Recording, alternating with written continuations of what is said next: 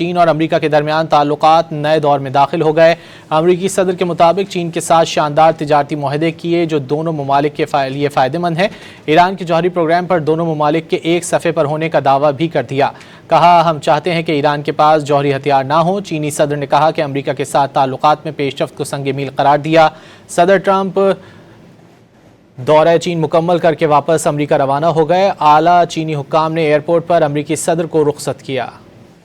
امریکی صدر نے دورہ چین میں شاندار تجارتی معاہدوں کا دعویٰ کر دیا۔ دورے کے دوسرے اور آخری روز بیجنگ میں ڈونلڈ ٹرمپ کی چینی صدر شی جن پنگ سے ملاقات ہوئی۔ امریکی صدر نے اپنے دورہ چین کو مثبت اور تعمیری قرار دیا۔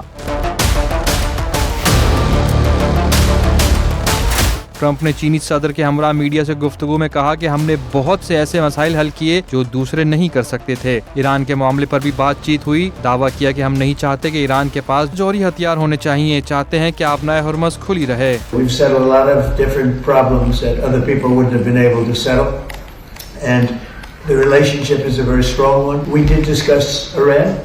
We feel very similar to Iran. We want that to end.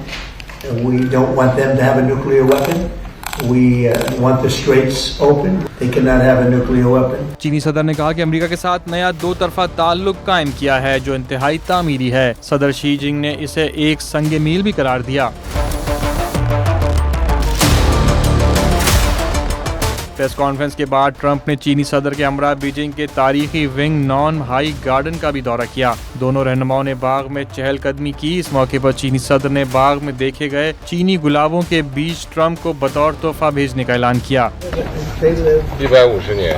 It's pretty old. It's getting pretty old for a tree. 对于树来讲，树龄还 Nice 很高 place. 了。 Nice place. ملاقات کے بعد صدر ٹرمپ چین کا 2 روزہ دورہ مکمل کر کے امریکہ روانہ ہو گئے۔ اس سے پہلے امریکی صدر نے ایک بیان میں کہا تھا کہ چین مرحلہ وار اپنی مارکیٹ کھولے گا، امریکہ سے تیل اور زرعی مصنوعات خریدے گا۔ صدر شی ایران پر اثر انداز ہو سکتے ہیں۔ دوسری جانب چین کی وزارت خارجہ نے ایران سے متعلق جاری تنازع کے حوالے سے کہا کہ اس کا فوری حل تلاش کیا جانا چاہیے۔ چینی وزارت خارجہ کے ترجمان نے صحافیوں کو بتایا کہ ایران سے متعلق تنازع کبھی ہونا ہی نہیں چاہیے تھا اور اسے جاری رکھنے کی کوئی وجہ نہیں۔ اس تنازع کا جلد از جلد حل تلاش کرنا نہ صرف امریکہ اور ایران بلکہ خطے کے ممالک اور پوری دنیا کے لیے فائدہ مند ہے۔